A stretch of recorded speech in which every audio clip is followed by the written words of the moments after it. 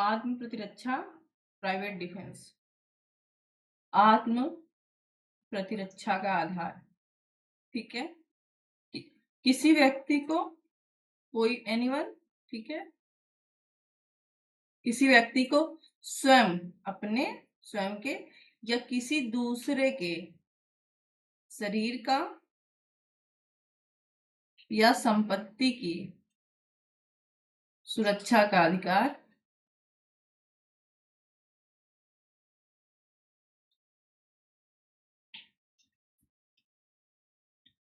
क्या कहलाता है? प्राइवेट डिफेंस का अधिकार कहलाता है, ठीक है। ओके, अब देखो हम पढ़ रहे हैं। हम छोड़ने वाले थे बस समझा के, लेकिन उसमें भी 7-8 मिनट लग गया, उससे अच्छा हम इसको बता दिए। आगे विभाग, ठीक है।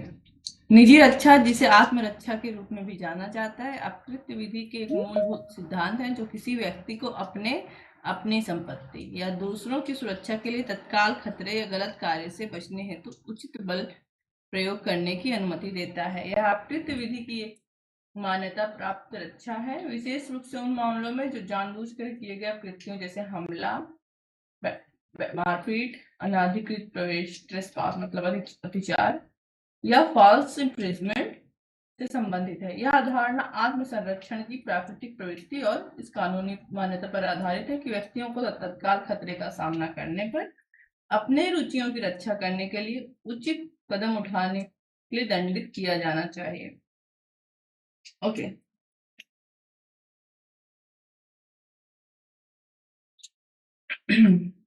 थोड़ा सा हम इसको बताते हैं, अपने शब्द में बताते हैं, ठीक है।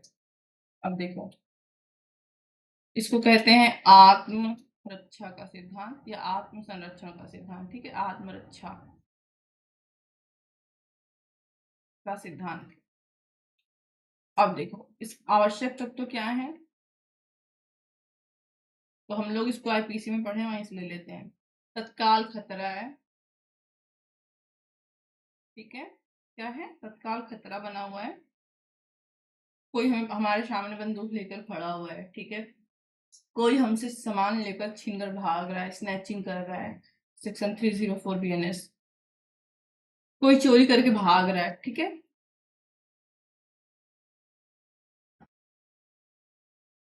स्वयं की सुरक्षा आवश्यक है, स्वयं की रक्षा के लिए, स्वयं की या दूसरे की रक्षा के लिए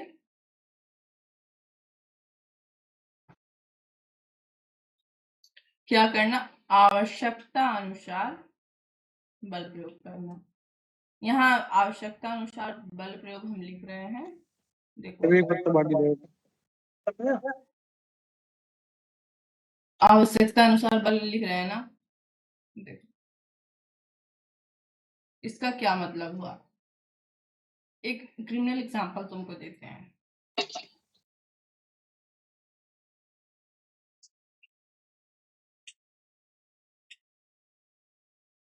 ठीक है। एक क्रिमिनल एग्जांपल तुमको देते हैं।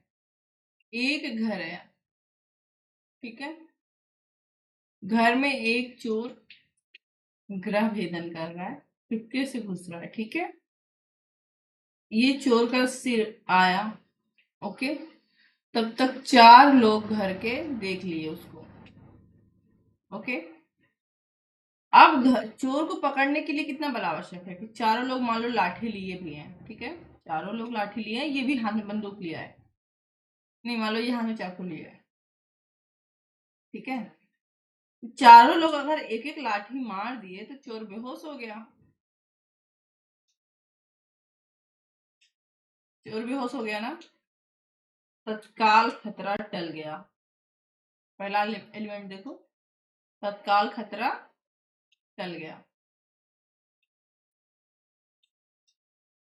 स्वयं की और दूसरे की रक्षा हो गई, आवश्यकता अनुसार बल का प्रयोग भी हो गया, ठीक है। इसके बाद तीनों चारों में से रहा नहीं गया, चोर को क्या किया इन लोगों ने, ऊपर से और लाठी मारने लगे, इससे चोर घायल हो गया। क्या ये घायल करना आवश्यक बल में आता है? नहीं। तो कोर्ट ने एक केस में कहा था कि हम कितना बल आवश्यक है ये तराजू में नहीं तौल सकते, ठीक है। कितना बल आवश्यक है, किसी की जान खतरे में है और उसको प्राइवेट डिफेंस का यूज करना है, तो वो तराजू लाकर बल को यूज नहीं करेगा। सामने वाले एक गोली चलाए तो जब गोली चलेगी तो मेरे बगल से कितनी दूर से निकल सकती है या मुझे कितना घायल कर सकती है, मैं मर सकता हूँ कि नहीं, उस हिसाब से मैं बंदूक निकालूं, प्राइवेट डिफेंस करूं, ये हम नहीं कर सकते। ठीक है, लेकिन हम आवश्यकता का ध्यान रख सकते हैं। कैसे रखेंगे? जितना खतरा है उस हिसाब से यूज करें। जैसे ही चोर को हमने पकड़ लिया, खतरा समाप्त हो गया। ठीक है, ओके। अब हमें प्राइवेट डिफेंस का यूज नहीं करना चाहिए। अब देखो, मान लो कि मनीष है और इसको रखें, प्रतिभा को रख दे, रहने दो, प्रतिभा को नहीं। आज हुसैन नहीं है क्लास में, हुसैन होगा तो रख देते हैं, चलो अमित है। ठीक है, ओके। अब मनीष ने बंदूक निकाली है। ओके, ओके, अमित के सिर पे लगा दिया। ठीक है, अमित खड़ा है, अमित को तत्काल खतरा हो रहा है। ठीक है, तो अमित ने भी एक बंदूक निकाल ली। ओके, अब यहाँ पीछे से प्रतिभा दौड़ते हुए आई और बोली, तुम्हारी बंदूक तो खाली है, सारी गोली तो तुम क्लास में छोड़ के चले गए थे, तुम्हारी बंदूक तो खाली है। पूरी क्लास ने ये बात सुन ली। ठीक है, पूरी क्लास ने बात सुन ली कि लड़ाई ना करो, तुम बंदूक अपनी गोली सारी क्लास में छोड़ के चले आए हो। चिल्ला के बोल दी और सबने सुन लिया, इसने भी सुन लिया, अमित ने भी। ठीक है, अब क्या इसका तत्काल खतरा बना हुआ है?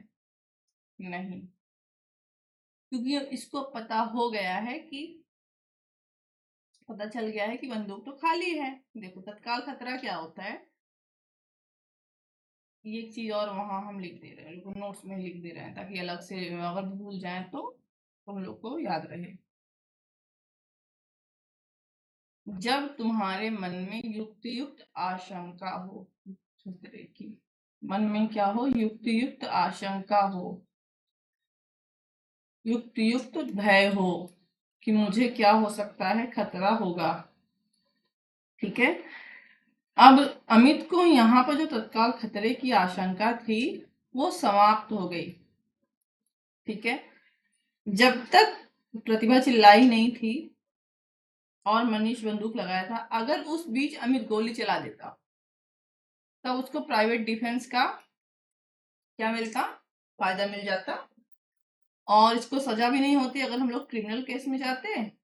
और अगर सिविल टॉर्ट में चल रहा है तो मनीष जो है वो भी नहीं ले सकता, क्या कहते हैं, क्षतिपूर्ति भी नहीं ले सकता। ठीक, लेकिन जैसे ही इसको पता चल गया कि वो बंदूक तो खाली है, खतरा समाप्त हो गया। इसके बाद अगर ये बंदूक चलाता, अच्छा रुको बताता हूँ, बड़ा बंदूक लेकर आए थे लोग, गोली चला दिया।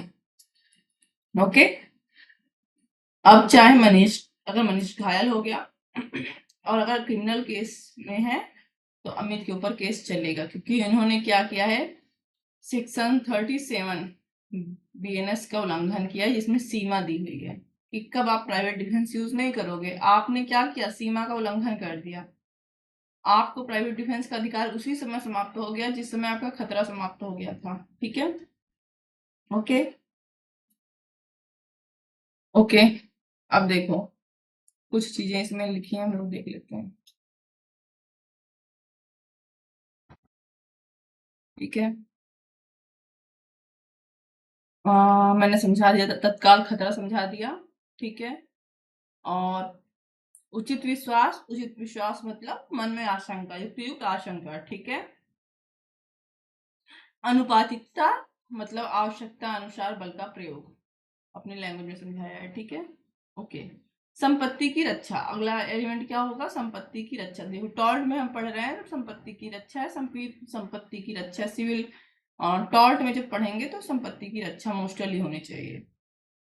ठीक है, लेकिन शरीर की रक्षा भी इसमें आएगी,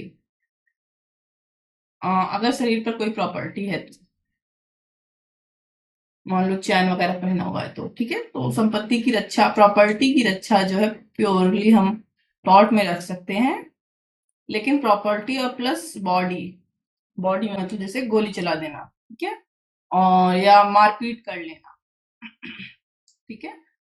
तो अगर घायल हो गया तो इंसान किस में जाना चाहेगा? जाना चाहेगा किसमें? क्रिमिनल लॉ में। अगर घायल हो गया है, चोट लग गई है तो। लेकिन जैसे बैटरी और साल्ट होता है, उसमें घायल तो हुए नहीं है ना? तो आपके पास ऑप्शन है, आप चाहे टॉर्ट में जाओ चाहे क्रिमिनल, तो दोनों में जाएंगे, ठीक है। संपत्ति दोनों के लिए। तीसरे पक्ष की रक्षा के लिए भी हो सकता है। सबसे इंपॉर्टेंट है, आप प्रतिशोध में इसका यूज नहीं करोगे, किसी से बदला लेने के लिए, ठीक है, किसी से बदला लेने के लिए आप इसका यूज नहीं करोगे। ओके। अब देखो एक केस एग्जाम्पल था, अभी शायद है कि नहीं। दूल्हे की नाक खिंचाई की एक रस्म होती है, तो दूल्हा गया और सास ने उसकी नाक खींची गेट पे, ठीक है। ओके। जब सास ने नाक खींची तो दूल्हे ने उठा के गोली मार दी सास को, ठीक है। ये प्राइवेट डिफेंस का आप यूज नहीं कर रहे हो। ओके, ठीक है। अगर आप बदले में एक झापड़ दे देते तो ठीक है, कोई बात नहीं, धक्का दे देते, तब आप प्राइवेट डिफेंस का यूज कर रहे हो, ठीक है, आप आवश्यकता अनुसार कर रहे हो। लेकिन आप गोली मारते हो, या प्राइवेट डिफेंस का यूज आप किसी बदले के लिए कर रहे हो, दुरुपयोग करने के लिए, है ना, कोई प्लानिंग करके, तो वहां पर भी आपको फायदा नहीं मिलेगा। सबूत का भार किस पे रहेगा? जाहिर सी बात है, जिसने प्राइवेट डिफेंस का यूज किया है। सेक्शन 105 इंडियन एविडेंस एक्ट में था। नया वाला शायद कौन सा नया लॉ में। Okay,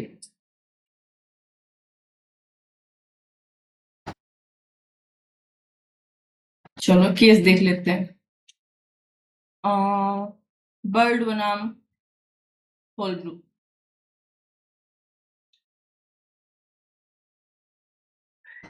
bird versus whole group, 1828, ठीक है। प्रतिवादी ने अपनी प्रतिवादी ने अपनी बगीचे के अनधिकृत प्रवेशकर्ताओं से बचाने के लिए एक स्प्रिंग गन लगाई। वादी, जो एक प्रवेश करता था, एक भटके हुए पक्षी का पीछा करते समय गन से घायल हो गया। प्रतिवादी ने स्प्रिंग गन के बारे में कोई चेतावनी नहीं दी थी। अदालत ने फैसला दिया कि ओके, सो जो प्रतिवादी हैं, ठीक है, इनका एक बगीचा है, ले लो बगीचा हो गया, और किनारे किनारे इन्होंने क्या लगा दिया? स्प्रिंग गन लगा दिया है, ठीक है। कोई बिना, क्या कहते हैं, अनुमति के प्रवेश न करे। अक्सर घर, किसी के घर में अगर काटने वाला कुत्ता रहता है ना, तो देखो बाहर लगा रहता है सावधान, अंदर कुत्ते हैं। तो कुत्ते के लिए लिखा होता है, घर के अंदर जो इंसान है उनके लिए नहीं लिखा होता कि अंदर कुत्ते हैं, अंदर इंसान जो है वो कुत्ते हैं, ठीक है। क्यों ऐसा लिखा है? टॉर्च से बचने के लिए, ठीक है, टॉर्च से बचने के लिए। कैसे? इन्होंने यहाँ पे बोर्ड नहीं लगाया कुछ ऐसा। अब एक लोग हैं, इनका कोई पंछी था, वो उड़ते उड़ते उड़ते उड़ते उड़ते यहाँ पे चलाया, और ये इसको बचाने के लिए आए। जाहिर सी बात है, देखो तार वगैरह में कभी कभी बिजली भी रहती है, कुछ भी रहता है, इनको टच कर गया, घायल हो गए। क्या हो गए? घायल हो गए। तो जो ये घायल व्यक्ति हैं, इनको कहेंगे यहाँ पे, क्या कहेंगे? वादी, क्योंकि ये वाद लाए हैं इसलिए वादी है ना। और जिसके खिलाफ वाद लाए हैं वो प्रतिवादी है। प्रतिवादी मतलब जो बचाव कर रहा है, ठीक है। सिविल केस चल रहा है, नहीं तो ये क्या होता है, यहाँ पे क्रिमिनल होता तो ये अभियुक्त होते, और ये अभियोजक होता, ठीक है। किसी ने, इन्होंने केस किया, इन्होंने कहा मैंने प्राइवेट डिफेंस, अपनी प्रॉपर्टी के प्राइवेट डिफेंस में काम किया था। कोर्ट ने कहा, सबसे पहली बात, कि आपने जो बचाव के लिए उपाय किया वो आवश्यकता से अधिक था। आवश्यकता से अधिक था। दूसरा, आपने कोई ऐसा शाइन भी नहीं लगाया, है ना, जिससे सामने वाले को जानकारी हो सके, ठीक है। ओके, देखो, आवश्यकता से अधिक कैसे था? कि अगर आप स्प्रिंग गन लगा रहे हो, बगीचे की रक्षा के लिए, तो वो आवश्यकता से अधिक है। ठीक है, आप कांटा लगा दो वगैरह। और अगर आप स्प्रिंगल लगा रहे हो तो आप उसका इंट्रो लिखो, क्योंकि हो सकता है कि कोई ना कोई प्रवेश कर जाए। ओके, यहाँ पर इसके ऊपर भी केस बनता है विचार का। ठीक है, बनता है।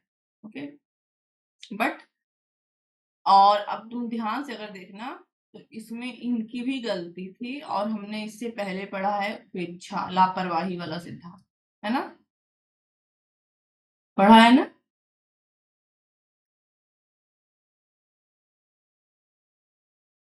कि जहां वादी की थोड़ी सी भी गलती हो, थोड़ा सा उसने भी योगदान दिया हो, ठीक है, वहां क्या कहते हैं उसको, क्या कहते हैं, क्षतिपूर्ति नहीं मिलती या कम मिलती है। तो यहाँ पे कम मिली थी लेकिन क्षतिपूर्ति मिली थी, तो ये केस तुम दोनों जगह लिख सकते हो। ओके, अगला केस देखते हैं, ये रहा मॉरिस बनाम न्यूटन का। वादी ने प्रतिवादी की जमीन पर अनाधिकृत प्रवेश किया, मतलब अधिकार नहीं था, अत्याचार किया। ठीक है, केस का नाम है मॉरिस। और तुम लोग के अगर नोट्स में हो तो इसको हाईलाइट कर लेना, ये केस। इससे पहले मशीन गन वाला जरूर हाईलाइट कर लेना, बर्ड वर्सेस होल ग्रुप।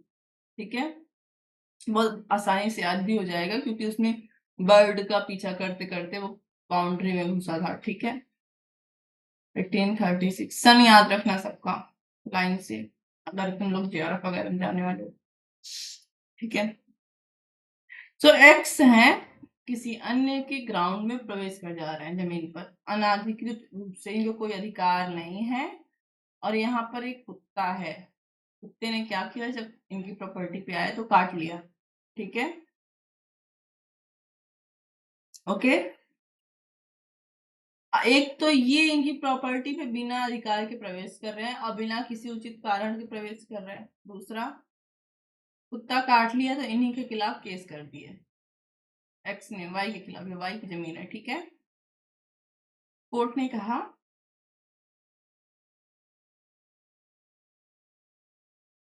अदालत ने माना कि प्रतिवादी उत्तरदायी नहीं था, क्योंकि कुत्ते की कार्रवाई प्रवेश के जवाब में उचित थी। वादी की संपत्ति में प्रवेश के जोखिम के बारे में पता था। ठीक है,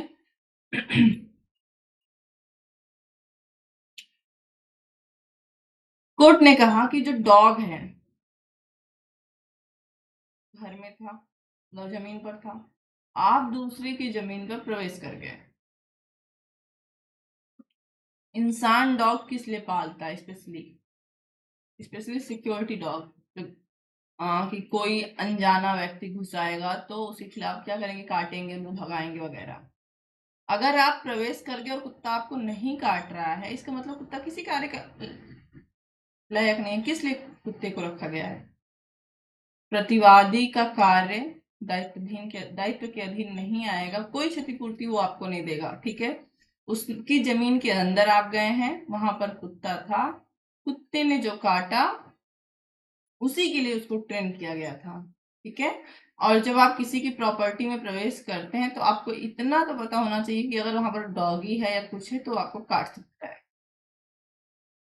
अगर आप चुपके से प्रवेश कर रहे हैं। ठीक है,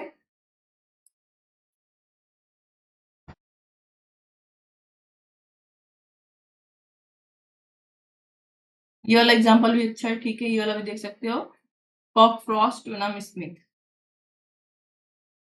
क्यों हम बता रहे हैं, देखो अभी इसका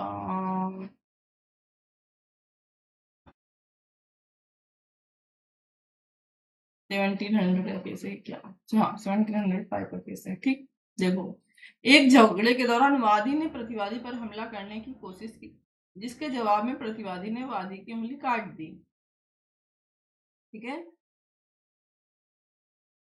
अब देखो एक्स और वाई में लड़ाई हो रही थी, इन्होंने क्या किया, इसके ऊपर हमला करने की कोशिश की। हमला हमने पढ़ा हुआ है, मतलब जिससे सामने वाले व्यक्ति के मन में युक्त आशंका हो जाए कि मेरे ऊपर कभी भी आक्रमण हो सकता है। ठीक है, हमला और आक्रमण में इतना अंतर होता है। आक्रमण क्या होता है और हमला क्या होता है, ये दोनों हमने पढ़ा हुआ है। हमला क्या हुआ है, जैसे एक्स और वाई आमने सामने बैठे हुए हैं, ठीक है, सिर्फ मुंह से गाली गलौज हो रही है, लड़ाई हो रहा है, कोई हमला नहीं है। एक्स उठता है, बोलता है ये डंडे से मुझे मार देगा, ये हमला है, ठीक है। और अगर इसी डंडे को एक्स जो है वाई के ऊपर फेंक दे तो ये आक्रमण है, ठीक है। ओके, तो डंडा वगैरह जो भी उठाया, तो लड़ाई हो रही थी एक्स और वाई में, एक्स ने क्या किया, वाई पर हमला किया, हाथ दिखाया होगा, हाथ उठा के इसी हाथ से तुमको एक झापड़ दूंगा, सही हो जाओगे। और वाई ने पलट कर किसी चीज से तो मारा, एक्स की एक उंगली कट गई, ठीक है। देखो, युक्तियुक्त आशंका हमले में उत्पन्न होनी चाहिए, कोर्ट ने कहा ये प्राइवेट डिफेंस में आएगा और आपको कोई क्षतिपूर्ति नहीं दी जाएगी, क्योंकि वाई ने जो कार्य किया है वो प्राइवेट डिफेंस में किया है, ठीक है। इसके बाद और भी केस अपन देख लेना, बहुत सारा केस जाता है, ठीक है। स्पेशली हमला और मारपीट में ही यहाँ पे तुमको वो मिलेगा, ठीक है। स्टेटस अथॉरिटी, ठीक है, या स्टेटरी अथॉरिटी,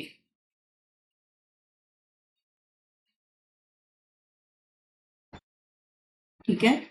ना देखो, इसको तुम ऐसे पढ़ सकते हो, स्टेटरी की जगह तुम स्टेटस अथॉरिटी पढ़ लो, ठीक है।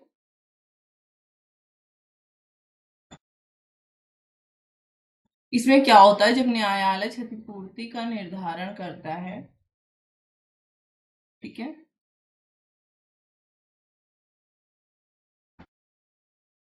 तो ये बात देखता है कि उस क्षतिपूर्ति से किसी के दायित्व या अधिकार में कोई फर्क तो नहीं पड़ रहा, लीगल दायित्व है या लीगल अधिकार में, ठीक है।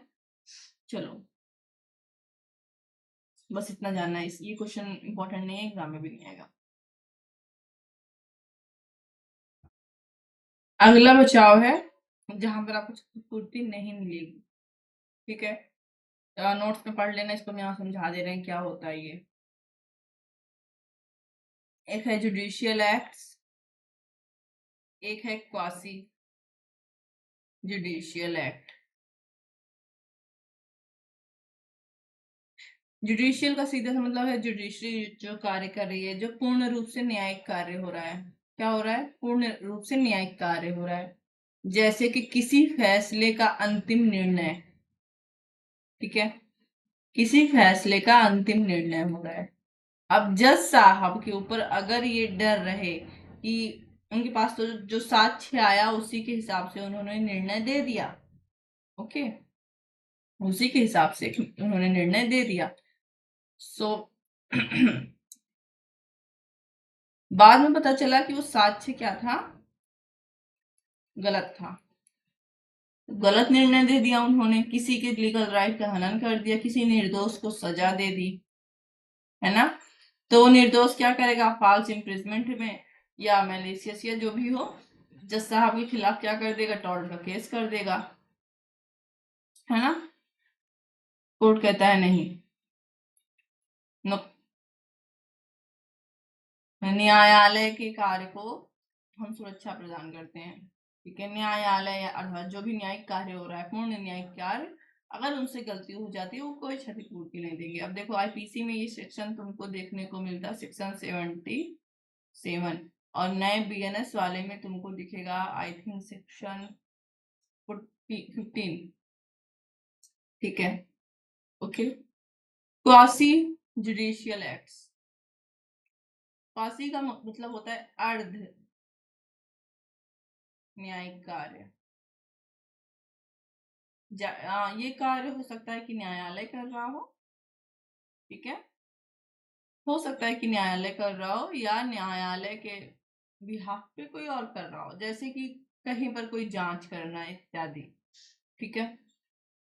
अगर इसको हम थोड़ा सा बीएनएस से मिला के देखें तो हम इसको ऐसे लिख सकते हैं, बीएनएस में एक सेक्शन था, आईपीसी में एक सेक्शन था, सेक्शन 78, और बीएनएस में सेक्शन होगा सेक्शन 16, ठीक है।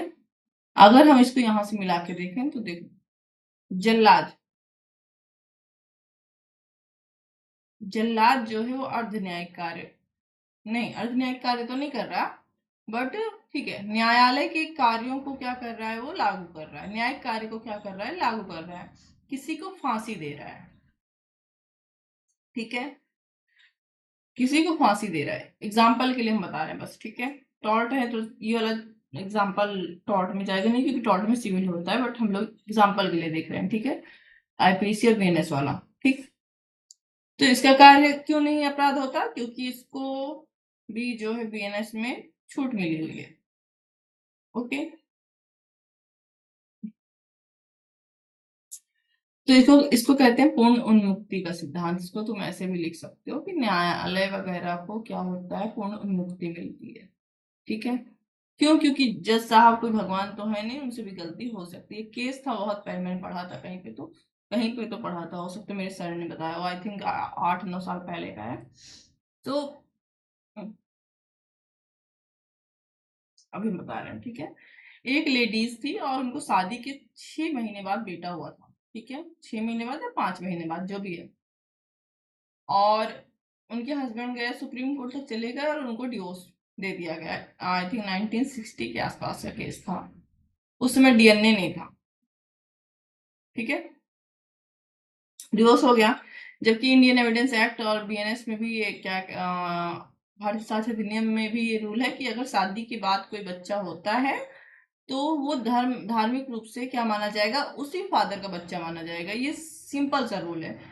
हाँ, उसमें अपवाद भी है कि अगर पिता ये साबित कर दे कि हमारे बीच जो है मिलन का समय नहीं था, तो कैसे मेरा बच्चा है, या पहले का बच्चा, जो भी एग्जाम्पल, कुछ अपवाद है उसमें, ठीक। ओके, ये लेडी शादी नहीं की, करीब 30 से 40 साल वेट की। मतलब वेट क्या की, ये दोबारा शादी नहीं की, हस्बैंड दोबारा शादी की, डिवोर्स हो गया था, सुप्रीम कोर्ट से कहीं अपील जाती है ना। और ये लेडीज अपना अपने नैहर में रह रही थी, तब तक डीएनए की खोज हो गई। जब डीएनए की खोज हो गई तो ये लेडीज चली गई फिर से सुप्रीम कोर्ट, और फिर अब डीएनए टेस्ट हुआ और ये बेटा उन्हीं का निकला। ओके, कभी कभी होता है नेचुरल तरीके से, जो क्या कहते हैं, मतलब नेचुरल क्या होता है कि 8-9 महीने पे हेल्दी बच्चे होते हैं, कभी कभी 6 महीने पे भी हेल्दी हो गया बच्चा, उन्हीं का था। लेकिन अब सुप्रीम कोर्ट कुछ नहीं कर सकता था। क्यों? क्योंकि हस्बैंड ने दूसरी शादी कर ली थी, 30-35 साल पहले का केस था। दूसरे वाइफ से भी उसके बच्चे हो गए थे और वो सब भी बड़े हो गए थे। तो सुप्रीम कोर्ट ने कहा कि हम भगवान नहीं हैं और जज से भी गलती हो सकती, ठीक है। अब देखो, ये केस मैंने कहीं पढ़ा था, किसी ने मुझसे कहानी में सुनाया था, ये मुझे नहीं याद है, लेकिन था, मैंने सुना था। आई थिंक फैक्ट ही था, केस ही था कोई, हिंदू लॉ में शायद, ठीक है। तो समझने के लिए, फैक्ट समझने के लिए अच्छा एग्जाम्पल है ये, ठीक है। एंडरसन बनाम गौरी, 1895। वादी ने एक न्यायाधीश पर दुर्भावनापूर्ण ढंग से अवमानना के लिए प्रतिबद्ध करने के लिए मुकदमा दायर किया। न्यायालय ने अपने अधिकार क्षेत्र में कार्य किया, लेकिन दुर्भावना का आरोप लगाया गया, ठीक है। सो एंडरसन वर्सेस,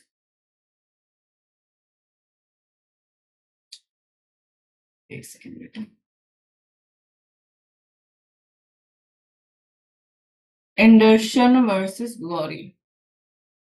इसमें जो वादी हैं एंडरसन, इनके ऊपर मानहानि का केस चला था, जो कि बाद में गलत साबित हो गया। तो जिस व्यक्ति ने केस चलाया था उसके ऊपर जाने की जगह ये जज साहब के ऊपर चले गए और बोले कि इन्होंने मैलिशियस इंटेंशन के साथ दुर्भावना के आधार पर मुझे क्या किया था, दोषी साबित किया था। बट जज साहब एज ए जज काम कर रहे थे, न्यायिक कार्य कर रहे थे, है ना। इसलिए इनको क्या है, पूर्ण मुक्ति है और दायित्वधीन नहीं बनाया गया, ठीक है। ओके,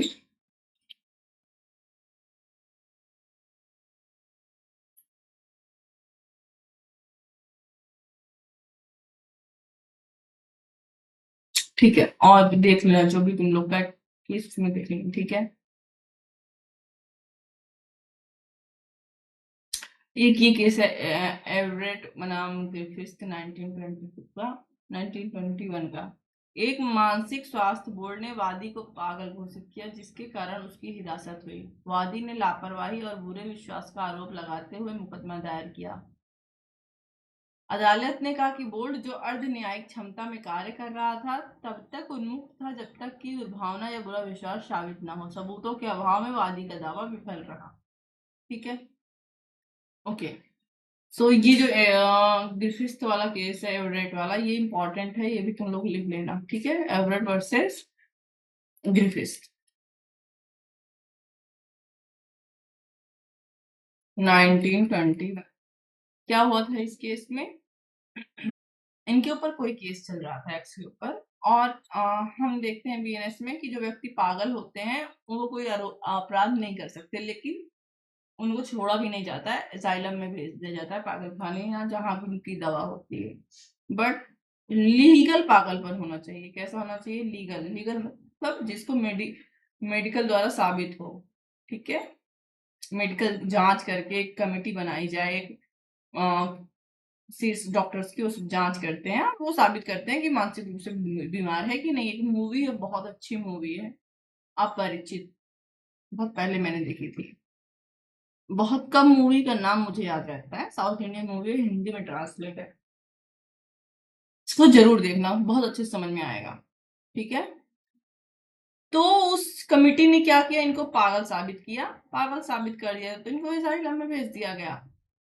ठीक है, बाद में जब ये निकले तो इन्होंने उस कमेटी के ऊपर केस कर दिया कि मैं देखो एकदम हेल्दी था, इन्होंने दुर्भावना के आधार पर मेरे ऊपर ऐसा साबित किया।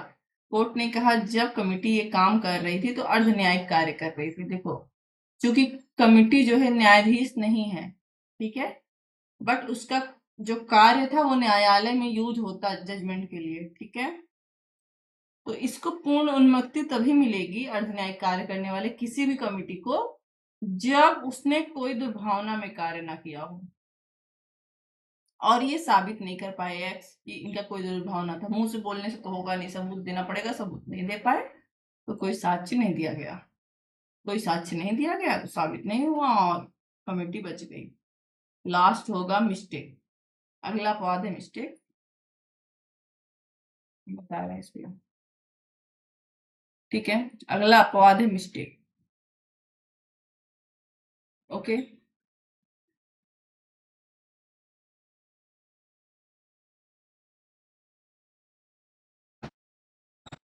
भूल जिसको बोलते हैं।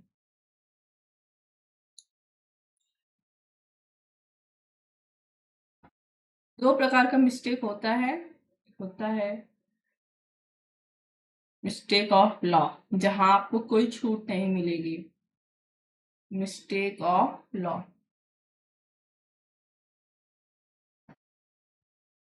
ठीक है, विधि की भूल, कोई छूट नहीं मिलेगी। ये क्वेश्चन बहुत अच्छे से तैयार करना, तुम्हारे बीएनएस आईपीसी में भी आएगा। विधि की भूल है, ठीक है, कोई छूट नहीं मिलेगी। अगला है मिस्टेक ऑफ फैक्ट, यहाँ पर आपको छूट मिल गई। ठीक है, यहाँ पर अगर आपने गलती से कोई काम कर दिया है तो आपको छूट मिल सकती है। अब देखो, बीएनएस आईपीसी में देखना है तो सेक्शन 76 एंड 78, और बीएनएस में देखना है तो 17। ठीक है, ओके, ठीक। अब देखो, एक्स को गिरफ्तार किया गया मर्डर के लिए और कहा गया कि आप 1 महीने तक अपनी वाइफ को कमरे में बंद कर दिए, उसको भोजन वगैरह नहीं दिया और एकदम 1 महीने में वो मर गई। एक्स कोर्ट में जाके कहे सर मैंने तो लॉ किया नहीं, मैं एलएलबी का तो स्टूडेंट था नहीं, मुझे पता ही नहीं था कि अगर भोजन न देने से मेरी पत्नी की मृत्यु हो जाती है और या मैं मर्डर कर देता हूं तो ये अपराध है, मुझे इसका पता ही नहीं था। कोर्ट कहेगा अच्छा, कोई बात नहीं, कोई पता नहीं था तो हम आपको बता देते हैं कि अगर आपको लॉ का पता नहीं था तब भी आपको सजा मिलेगी। ठीक है, ओके, लेकिन अगर आप मिस्टेक ऑफ फैक्ट कर रहे हो तो वहां आपको बचाव मिल सकता है। ठीक है, तो सेक्शन 14 और 17 क्या बोलता है, या सेक्शन 76 और 78 क्या बोलता है? कोई व्यक्ति जो खुद को विधि द्वारा आबद्ध, पहला वाला सेक्शन, विधि विधि द्वारा आबद्ध, ठीक है, सद्भाव पूर्वक विधि द्वारा आबद्ध समझकर कोई कार्य करता है, ठीक है, तो उसको कोई दंड नहीं दिया जाएगा। चलो हम बता रहे हैं इसको। देखो, एक पुलिस ऑफिसर है, एक पुलिस ऑफिसर है, वो एक गांव में गया एक्स को गिरफ्तार करने। सब जानकारी वगैरह पता करने के बाद उसने क्या किया, वाई को गिरफ्तार कर लिया। हो सकता है कि किसी से पूछा हो, उसने कहा हो कि वाई ही एक्स है, या हो सकता है वाई जो है एक्स का ट्विंस हो, है ना, या किसी गलती से मिस्टेक ऑफ फैक्ट के कारण वाई को गिरफ्तार कर लिया। ठीक है, ओके। अब वाई टॉर्ट में चले गए फॉल्स इम्प्रिजमेंट के लिए केस करने के लिए। ओके, यहाँ पर वाई को कोई क्षतिपूर्ति नहीं मिलेगी, क्योंकि ये जो है इन्होंने क्या किया है, मिस्टेक ऑफ फैक्ट किया है। ठीक है, ओके। एक सेकंड ना, हम पानी पी कर बता देते हैं, क्योंकि इंपॉर्टेंट, बहुत इंपॉर्टेंट केस बताते हैं, यहाँ पे भी लिखना और तुम लोग आईपीसी में भी लिखना। ठीक है, एंड नाम नहीं आ जाता, याद आता जल्दी से, है ना। चलो, इस केस का नाम अगर नोट्स लिया हो, नहीं तो नहीं ली हो तो लिखना। ठीक है, मिस्टेक ऑफ लॉ पे बहुत बढ़िया केस है ये, मिस्टेक ऑफ लॉ पे। इसका नाम है स्टेट ऑफ महाराष्ट्र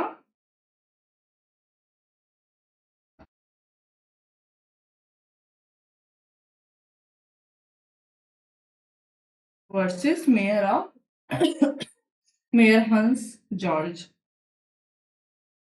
मेयर हंस जॉर्ज। ठीक है, 1965 का केस है। ओके, देखो तुमने अक्सर देखा होगा, मूवी वगैरह में देखते हैं कि एयरपोर्ट से लोग उतरते हैं और अपने सामान में सोना रखे रहते हैं, या ड्रग्स, तो ड्रग्स नहीं यहाँ रखेंगे, सोना लेते हैं। ठीक है, सोना वगैरह भर कर लाते हैं और गिरफ्तार हो जाते हैं। ठीक है, ओके।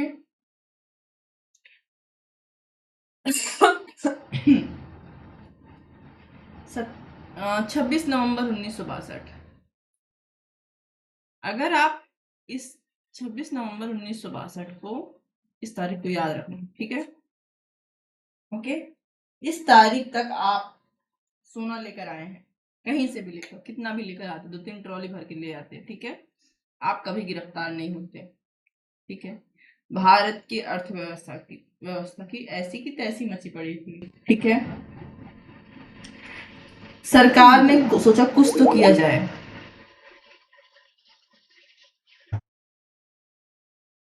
सरकार ने सोचा कुछ तो किया जाए इसको रोकने के लिए। ठीक है, सरकार एक कानून लाई। ठीक है, ऐसा सोना रोकने के लिए, और इसको कहा गया डिफेंस ऑफ इंडियन रूल्स 1962। क्या कहा गया, डिफेंस ऑफ इंडिया रूल्स 1962। ठीक है, अब ये जो है मेयर हंस जॉर्ज, ओके, ये गए थे विदेश। ठीक है, ये गए थे विदेश,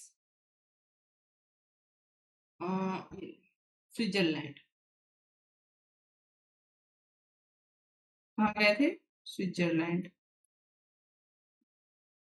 हैंग कर रहा है क्या, ठीक है, हैंग कर रहा है। चलो, स्विट्जरलैंड गए थे और मुंबई लौटे थे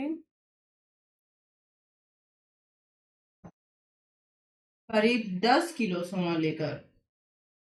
सॉरी यार, हैंग कर रहा है, एक सेकेंड ना।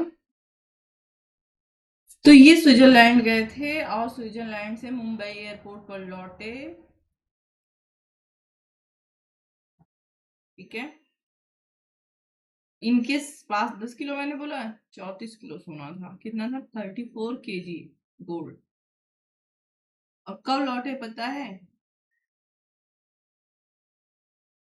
27 नवंबर 1962 की सुबह। ठीक, और ये वाला कानून कब लागू हुआ, 27 नवंबर 1962 की सुबह। इस दिन ये सोना लेकर लौटे हैं, इसी दिन ये कानून लागू हो जा रहा है।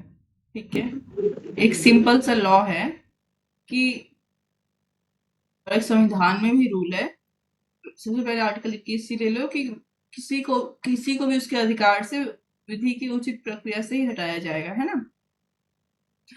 और आर्टिकल 20 है और 22 ये भी इसी से संबंधित है, ठीक है, कि कोई लॉ होगा तभी आप उसको दंडित कर सकते हो, अन्यथा नहीं। तो ये जब स्टेशन पे पहुंचे साहब, 34 किलो सोना स्विट्जरलैंड से भारत लेकर, इनको गिरफ्तार कर लिया गया। क्या कर लिया गया? गिरफ्तार कर लिया गया। इनको जब गिरफ्तार कर लिया गया, देखो ये 26 नवंबर तक अगर सोना लेकर 26 नवंबर को रात में 12 बजे से पहले तक सोना लेकर आए होते, गिरफ्तार नहीं होते। 27 नवंबर सुबह को डिफेंस ऑफ इंडिया रूल 1962 लागू हो रहा है, जो बोल रहा है अनऑथोराइज्ड गोल्ड इंडिया में बिना परमिशन नहीं लाया जाएगा। एक सीमा लगा दी गई, जिससे लोग सऊदी अरब वगैरह जाते हैं, वहां सोना सस्ता है, लेकिन क्या करते हैं, एक आध चैन वगैरह भले बनवा ले, उससे अधिक नहीं होता है ना। ओके। तो ये सर बोले कोर्ट में कि सर मुझे तो इस कानून का पता ही नहीं था, क्योंकि मैं जब स्विट्जरलैंड से सोना लेकर निकला तब ये कानून भारत में लागू नहीं होता हुआ था, ठीक है, तब ये कानून भारत में लागू नहीं हुआ था, तो मुझे इस कानून का पता ही नहीं था, और जब मुझे इस कानून का पता ही नहीं था तो मुझे दंडित कैसे किया जा सकता है। तो कोर्ट ने कहा mistake of law is not permissionable, आपको विधि का भूल के लिए क्षम्य नहीं किया जाएगा, आपको दंड दिया जाएगा। ओके। और एक ब्रिटिश केस भी है इसमें। एक लोग दूसरे देश में गए थे कुछ व्यापार करने, और वहां पर जाकर, जैसे ये ब्रिटेन है, ठीक है, और मान लो यहाँ पर एक देश है, कोई कार्य है जो यहाँ पर भी अपराध नहीं है और यहाँ पर भी अपराध नहीं है, यहाँ से यहाँ पर गए, वहां पर उन्होंने कार्य किया वो, क्योंकि दोनों जगह अपराध नहीं थे, लौट के आए, पता चला जिस दिन यहाँ पर कार्य किया उस दिन यहाँ पर वो अपराध बन गया था, तो इनको दंडित किया गया, ठीक है। ओके। ये केस याद रखना, मिस्टेक ऑफ लॉ के लिए बहुत इंपॉर्टेंट है। State of Maharashtra versus mayor, George mayor, तो याद कर लेना, या हंस मेयर करके, जो भी, हंस मेयर, मेयर हंस जॉर्ज, 1965 का इंडियन केस है, बहुत अच्छा इंपॉर्टेंट केस है, ठीक है। उसके बाद आते हैं मिस्टेक ऑफ फैक्ट पर।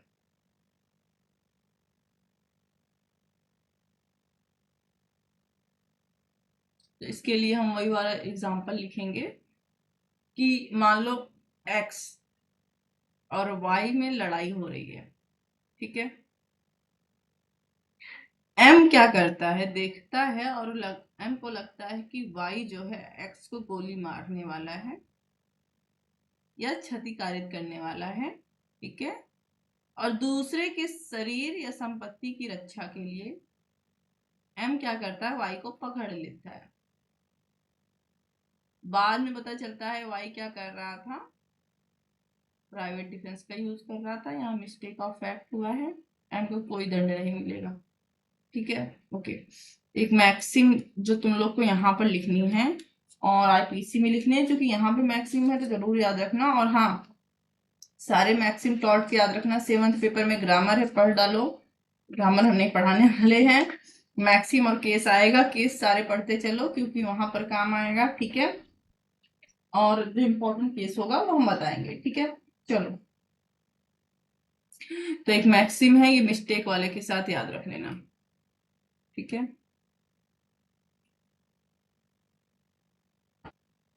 मैक्सिम का नाम है इग्नोरेंसिया फैसिड,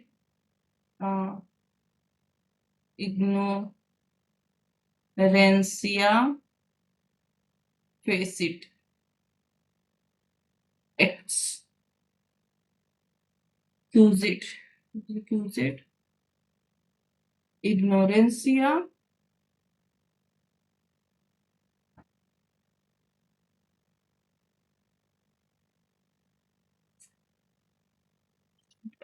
लिख होना चाहिए आपके। लॉनेक्स लॉ ही लिखा है, ठीक है। लॉ नॉन एक्सिक्यूटिव, ठीक है। हम लेक्स इसलिए बोल रहे थे क्योंकि लेक्स का मतलब होता है लॉ, और मैक्सी में तो लेक्स होना चाहिए था, ठीक है। अब देखो इसको हम तोड़ देते हैं, इग्नोरेंसिया अपनी लैंग्वेज में तोड़ते हैं, देखो लैटिन में मैक्सी में, लेकिन अगर हम अपनी लैंग्वेज में तोड़े, जो हम लोग नॉर्मली बात करते हैं, बड़े इग्नोरेंट हो यार तुम तो। इग्नोरेंट मतलब हर चीज को इग्नोर करके चलते हैं, ठीक है, ध्यान नहीं देते हैं, तो दोनों में वही मतलब है, ठीक है। एग्जीक्यूटेड का मतलब यहाँ हम ले लेंगे एक्सक्यूज से। एक्सक्यूज मतलब माफी मांग लेना या बहाना या क्षमा, ठीक है, ये हो गया। नाउ इन दोनों को तोड़ेंगे और इजी से समझ में आ जाएगा मैक्सिमम। फेसिट का मतलब होगा यहाँ पे फैक्ट, फैक्ट मतलब तथ्य, ठीक है। जबकि लॉ का मतलब होता है विधि। अगर यहाँ लेक्स लिखा होगा तो हमेशा याद रखना लेक्स का मतलब होता है लॉ, ठीक है, तो कई मैक्सिम में दिखेगा। और नॉन का मतलब होगा नहीं, ठीक है। अब चलो देखो, तथ्य की भूल, ये रहा भूल, यहाँ मीनिंग लेंगे, इग्नोरेंसिया का अर्थ लेंगे भूल, ठीक है। और तथ्य, किस चीज की भूल हो रही है, तथ्य की, क्या मिल सकता है, क्षमा मिल सकती है। तथ्य की भूल क्षम्य है, बट विधि की भूल क्षम्य नहीं है।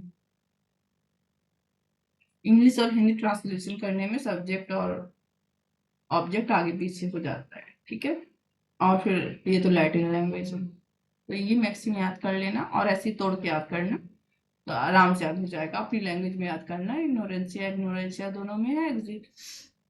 एक्सक्यूज करके याद कर लेना, एक्सक्यूजेड लास्ट में एटी है। और यहाँ फेसिक मतलब फैक्ट का, और यहाँ लॉ नॉन, नॉन वेज नहीं, नॉन वेज का नॉन मत याद कर लेना, ठीक है। नॉन वेज का जो नॉन है वो भी, उसका भी अर्थ होता है नहीं, वेज मतलब शाकाहारी, और जो शाकाहारी नहीं है, ठीक है। इंपॉर्टेंट मैक्सिम है ये, तुम लोग का लॉ टर्न पूरा हो गया, तुम लोग को सिलेबस दिखाते हैं, ठीक है। ये लॉ ऑफ कॉन्ट्रैक्ट, इसका हमने बेयर एक्ट किया है।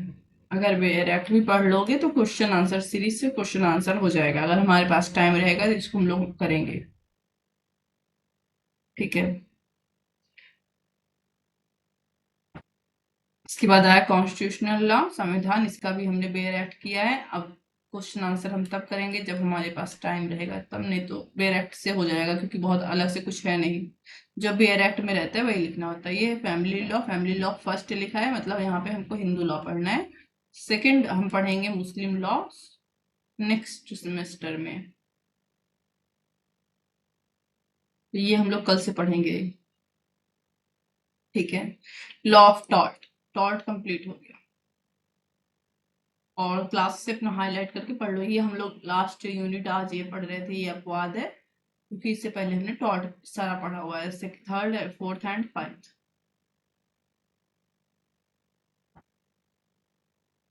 पब्लिक इंटरनेशनल लॉ, ये हमने शुरू नहीं किया है, इसमें बेयर एक्ट है नहीं, थोड़ा सा है अगर, बट अगर इस सेमेस्टर में नहीं है, सेकंड सेमेस्टर में है, ठीक है।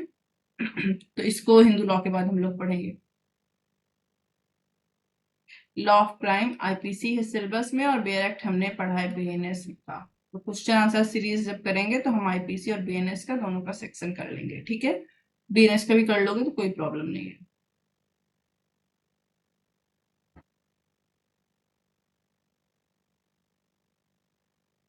ओके, ये सेवंथ पेपर आ गया। अब देखो, ये ग्रामर है पूरा का पूरा, ये तुमको खुद करना पड़ेगा, बहुत हार्ड नहीं आता, थोड़ा सा ट्रांसलेशन वगैरह आएगा, कर लेना। उसके बाद देखो ये भी देखो, ये भी ग्रामर ही है, ओके। ये है थोड़ा सा सेवंथ लॉ ऑफ टॉर्ट और केसेस वगैरह पढ़ोगे वहां से आ जाएगा। इससे एप्लीकेशन लिखने को आएगा जो तुमने टेंथ ट्वेल्थ में लिखी हुई है, ठीक है। थोड़ा सा लॉ से संबंधित इससे आएगा, तो लॉ आता रहेगा, ठीक है। बाकी